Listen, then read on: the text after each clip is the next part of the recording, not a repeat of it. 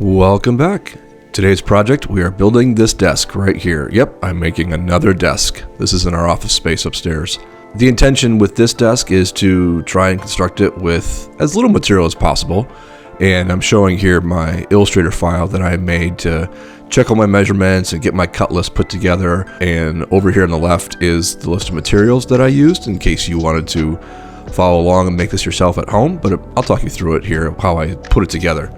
The intention with this desk, we wanted a lot of desk space. So having the L shape with a lot of writing room and room for keyboards, room for monitors, really needed to be a large surface for what we intend to use it for.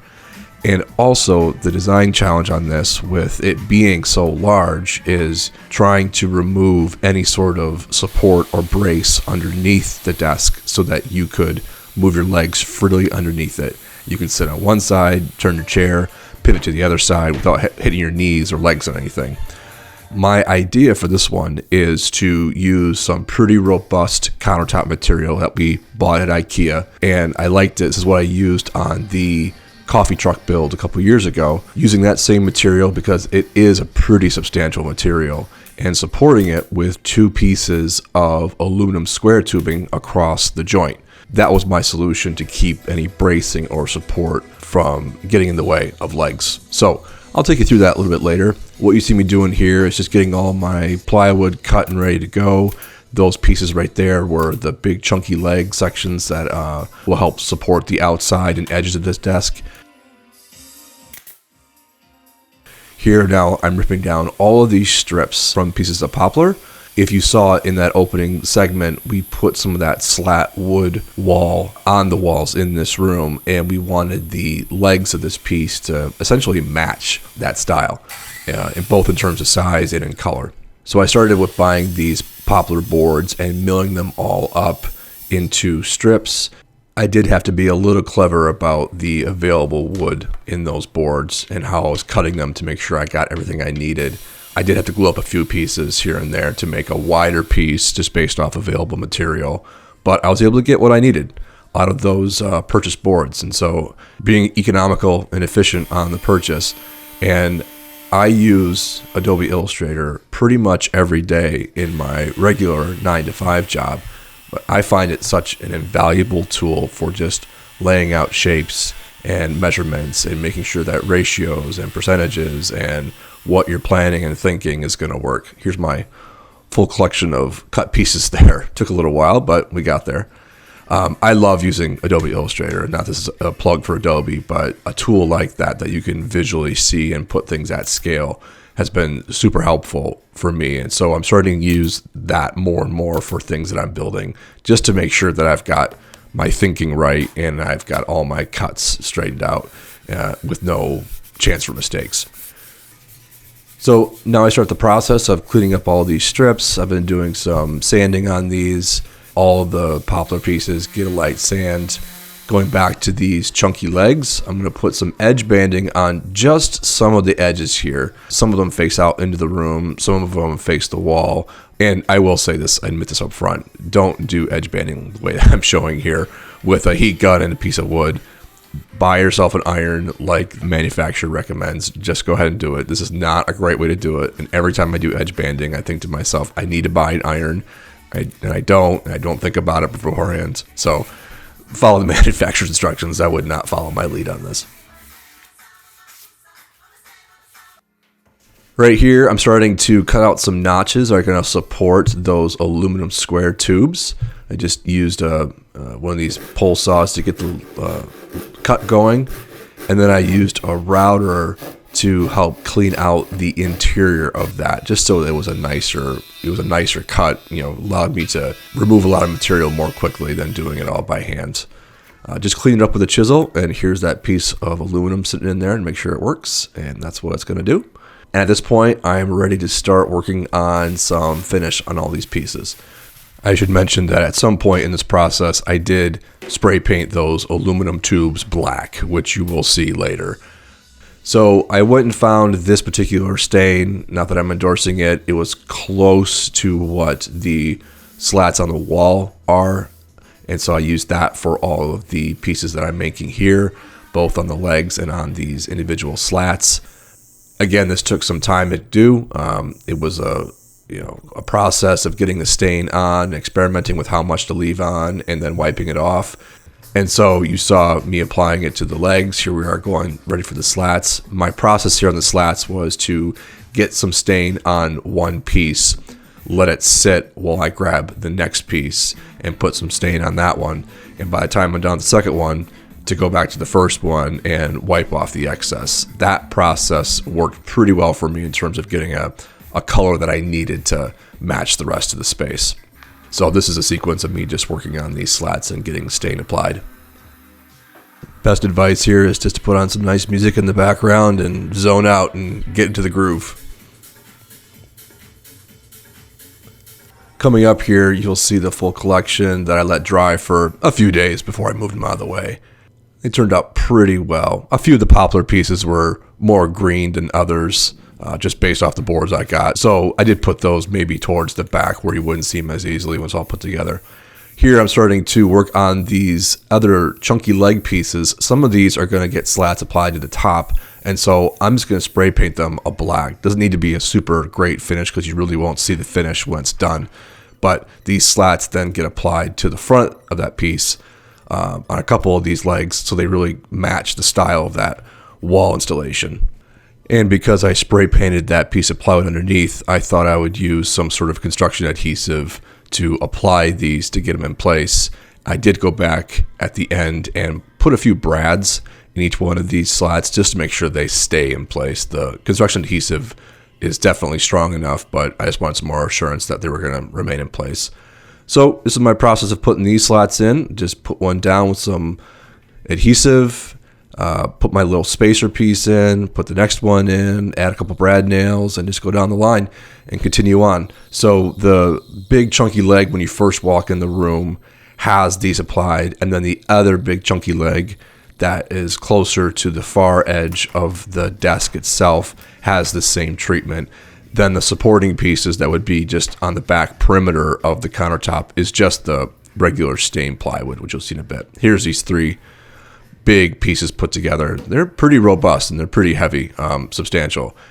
I did use 3/4 inch plywood to make the foundations of all these things, and with these slats now applied, it's a pretty substantial piece, and so I have no concern about these warping or cracking or anything like that. They'll be able to hold up quite a bit of weight. Here's some work on those interior support pieces. This corner piece getting glued together, and I had some screws in to hold that together pretty firmly. This will go obviously in the back corner to hold up that back edge, and then the other two supporting pieces are just the same idea. Plywood, stained, edge banded, looks nice and kind of disappears when they get installed. Here's this file cabinet we purchased from IKEA. This really drove a lot of the design in terms of the size and the scale. I did need to add this little footer piece on the bottom of it to raise it up high enough to match what we needed on the overall height of the desk. So this is just some poplar that, again, just spray painted it black and attached it to the bottom. Won't really see it when it's put in. And these leg pieces then are going to get applied to this file cabinet, so it all becomes one big giant unit. And again, like my concern about this countertop, it being so robust and so heavy, is that I don't want anything to sag. I do not like when things sag. So these legs are really doing the job of holding up the weight of that countertop. And this one, especially on the end with the file cabinet built in, there's no concern about that falling apart. What I've been working on here is cutting out some notches in these support legs for some Simpson strong tie angle brackets that I was going to use to attach the top to the legs. So I'm sure the question is going to come up, why buy pre-made materials instead of just making it from scratch? And it's a great question. In the case of this, I wanted the immediacy of having that file cabinet built. I certainly could have made the drawers and bought the slides and did all that stuff in the background and make a custom cabinet, but it was already made and the price wasn't that bad, to be honest, and I could see how retrofitting my materials around this pre-made piece would work for us. This is me struggling to lift this thing down off my bench onto the floor. It became very heavy. The file cabinet itself had some weight already, but with these two leg pieces applied to the sides, it definitely became much, much heavier. Just making sure the drawers still work, and they do. Here's a couple more of those Simpson strong ties on the other support pieces. That's going to join the top to the legs. And on this one other end piece, I wanted to put a little shelf that would be essentially next to the bed, like a little, nighttime shelf to put your phone on or a book or whatever. And my first attempt at this was using some small little angle brackets that just were not doing the job. So I had some of these other wooden brackets from the coffee truck build that I had not used anywhere else, and I figured I'd probably use them here. So I fastened those into the slats, the shelf to the brackets, painted the little screw holes black, and they disappear, and it works pretty well. We're getting to the home stretch here. Here comes that aluminum square tubing. Again, painted it black off camera. Now just measuring it and cutting it to size. Pretty easy to cut. Doesn't take much effort. And to get these fastened to the legs and to the countertop, what I do is drill some holes through both sides, both top and bottom of the tubing, so that I can pass a screw into the space, and then that screw can go into the material, whether it's the top or the leg, either one. What I didn't want to have were screw heads on the underside of this tubing where your legs would be, you catch on your pants or in passing scratch. So with the holes recessed the way they are, the anchors go into the tubing themselves, and it's not noticeable. And I'm just clearing up some space on the floor to test this thing to make sure that all my measurements are correct and this thing's going to be put together the way I want it to. I just put a clamp on the legs to hold it up, by themselves, and the tubing is going to sit in just like that. The tubing does go past the edge of the legs, towards the walls, but I didn't really particularly care about that. They slot into place, and then they'll be fastened to the legs with a hole from the top down. And then there's also some other holes you're not seeing here that'll fasten the tubing to the countertop here. This is the Carl B countertop from IKEA, and we bought 2 sections of it.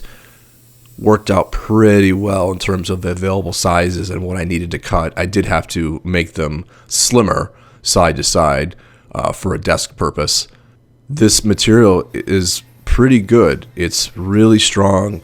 I don't have any fear of it warping. There were a few little nicks here and there that I filled in with some black epoxy and then sanded out. I did sand the entire thing down just a little bit. When these come out of the box, I found they're a little rough, and so a nice light sand across everything, and then some cleaning up with mineral spirits and putting some polyurethane on really does help them become a lot smoother and sleeker. And after that was dry, I just finished it off with a nice light coat of furniture wax. It's got a really nice patina and finish now. So here's the room we were working in. It has not been touched in many, many years. It has a lovely color of beige and a lot of holes to fill. Some outdated fixtures in there, so it took some time to clean this room up. The plywood had a smell per se, so I tried to put some Kills primer down there to get rid of the smell. Here comes the color, and we decided to do a color drenching in this room top to bottom. So ceiling, walls, trim, everything got this really wonderful green color. The one wall has a really great wallpaper application you can kind of see in the end. This room definitely needed a little bit of rejuvenation. So here's the result of all that. New carpet, new trim, new lights, new fan. Here's that slat wall installation. These were individual panels that just joined together side to side and then fastened to the wall. Really easy to put on, didn't take very long. And the available panels we had, we turned the corner just to put a few more on that one far wall there that you see. So starting to bring in all the elements. Here are those pass-through holes in the tubing to get to the legs. And those are held in place. And then we're going to bring in the countertop next. On this back section, you can kind of see where the seam will be with the other pieces of tubing going across on that far left side. Everything's looking pretty good. There's that one end piece with the little shelf applied in the end. And then this monstrosity of a file cabinet leg here coming in. Again, really heavy. And this final other piece here. And then from underneath, just attach everything together through those Simpson strong ties with some screws.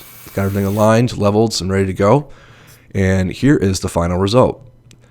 Pretty happy with this. Now, it's not a very hard build, and it isn't really complicated. It just took a long time to cut all the individual slats for these legs.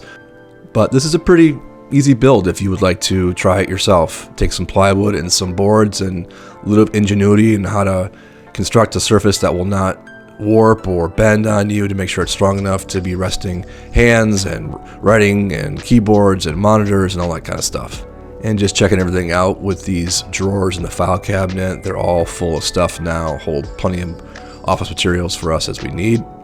We did add in the monitor and keyboard and subwoofer you see down there and some cords, the underside right here for the cord management. So it's our first pass at it. We're going to try and hide those cords behind those legs so you can't see anything. That's what's kind of nice about those legs. They're big enough to hide a lot of stuff. So if you made it here to the end, I really appreciate you watching, and I thank you for watching, and I hope this inspires your next build. I've got a few projects in the hopper downstairs, so I'm looking to get back downstairs soon. And thanks again. See you in the next one.